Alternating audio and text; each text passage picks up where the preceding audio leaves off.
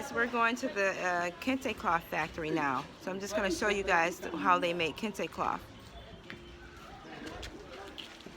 Okay. So we're going to the Kente cloth factory where these people actually put in extremely hard work to develop and produce something that we take for granted. They have chickens walking around, guys.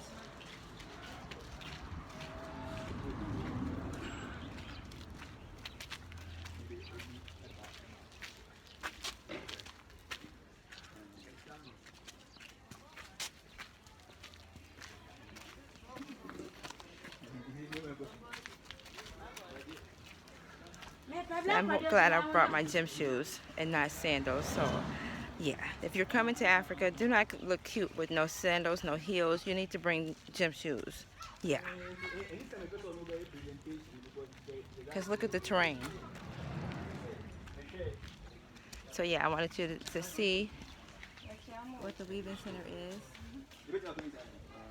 So out of respect, I'm going to turn my camera off until I ask them.